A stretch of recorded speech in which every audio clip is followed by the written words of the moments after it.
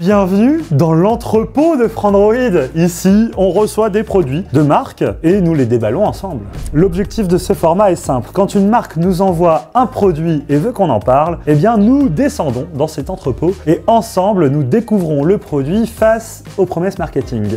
Et aujourd'hui, c'est Acer qui nous envoie le Aspire Vero 16. Alors je le dis à la française, vous pouvez aussi le dire à l'anglaise, Aspire Vero 16.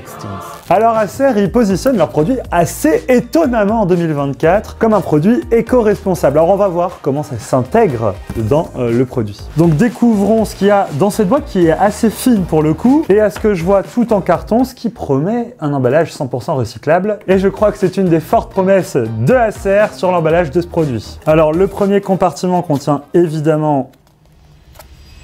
Moi, faut savoir que je suis pas doué à l'unboxing. Voilà, ce sera pas des unboxings satisfaisants, ce sera toujours des unboxings maladroits. C'est la règle, c'est moi, je suis comme ça. Évidemment, on a le bloc d'alimentation et le plus important, l'ordinateur Aspire Vero 16.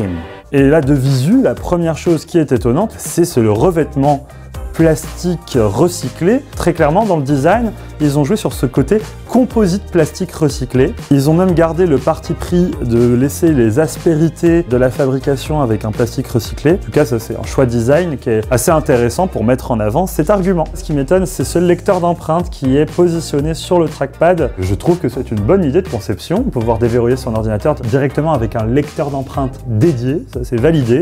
Donc pour savoir un peu ce que Acer nous concocte, rien de mieux d'aller voir les promesses marketing sur le site internet. Donc on est bien sur la page du Aspire Vero 16. L'éco-innovation, c'est comme ça qu'ils disent qu'ils innovent, sans compromis. Alors donc oui, effectivement, ce que je vois, il y a une bonne fiche de spec, avec un processeur Intel Core Ultra 7, doté de la technologie Intel AI Boost. On peut plonger dans les tâches en toute confiance. On va essayer ça tout à l'heure avec des applications. Et d'ailleurs, on voit qu'il y a la certification Intel Evo sur l'ordinateur, un gage quand même qu'Intel a validé ce produit-là avec plusieurs critères assez exigeants. Donc oui, ces touches R et E sont à l'envers. Et effectivement, elles sont à l'envers sur le clavier, d'ailleurs c'est assez étrange, je l'avais pas remarqué. Ce n'est pas un défaut, ça nous rappelle que même à l'ère du numérique, votre appareil reflète toujours un engagement en faveur du développement durable. C'est pour nous rappeler recyclage.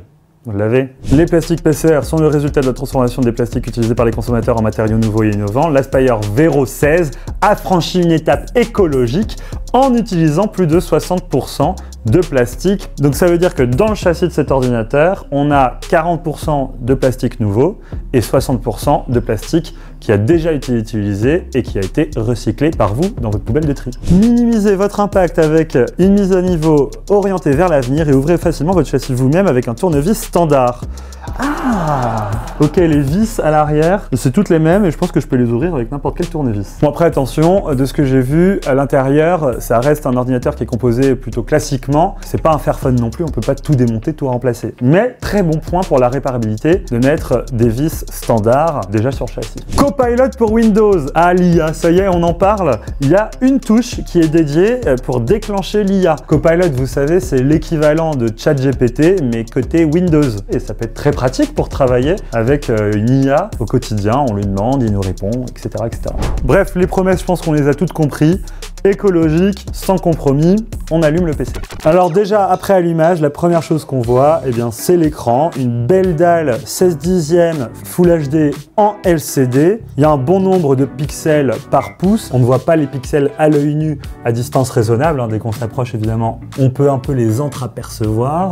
Au niveau du clavier, eh bien là, ils ont été généreux. On a le clavier AZERTY classique avec les fameuses touches R et E à l'envers, mais aussi un clavier numérique. Le trackpad est de bonne taille, surtout avec ce capteur d'empreinte caché sur le trackpad, très pratique au déverrouillage et rapide. L'ordinateur équipe la toute dernière version de Windows 11, donc on peut aller directement ouvrir ses applications très facilement. C'est un OS que j'aime beaucoup. Hop, on va ouvrir un petit jeu, Dead Cells. On va voir comment ça tourne en jeu. En même temps, j'ai ouvert 3-4 logiciels assez gourmands derrière. Affinity, OBS, alors qu'il est en train de screen rec. Bon là, ce que je remarque assez facilement, c'est qu'on a beaucoup d'images par seconde sur ce genre de jeu. Ça, c'est grâce à la puce Intel Core Ultra, très clairement. Je pense par contre que si vous voulez lancer un Baldur's Gate en plein régime, c'est pas la bonne machine, hein, c'est pas une machine gaming, on est bien sur une machine bureautique plus.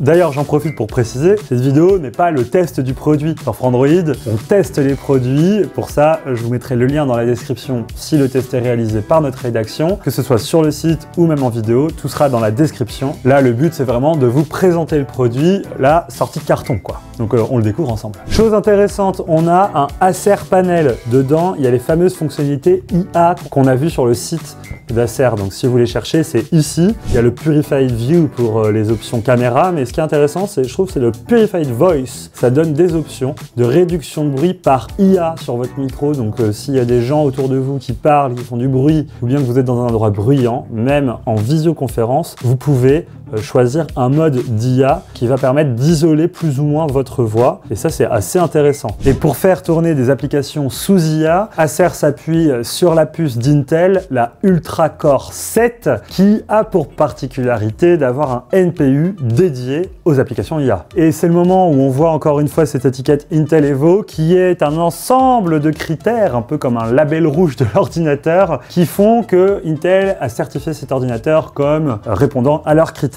On a par exemple un minimum de 10,5 heures d'autonomie promise sur une utilisation classique. Évidemment, si vous lancez un jeu, ça va réduire un peu. Un processeur Intel de dernière génération, 16 Go de RAM et un SSD assez généreux de 1 Teraoctet, donc des vitesses de transfert assez rapides. En plus de ça, c'est du Samsung, une très bonne référence dans le monde du SSD. Bref, c'est une machine sur laquelle je pense qu'on peut à peu près tout faire sans jamais être au max des capacités. C'est une machine qui va être super polyvalente. Vous pourrez faire de la bureautique, faire un peu de retouche photo, faire un peu de montage vidéo même, mais je vais envie de dire, ce ne sera pas une machine gamer, ce ne sera pas une machine pour les créatifs qui ont vraiment une utilisation professionnelle, régulière et intense. Je dirais que c'est l'idéal pour un PC étudiant ou même un PC télétravail, très bonne machine.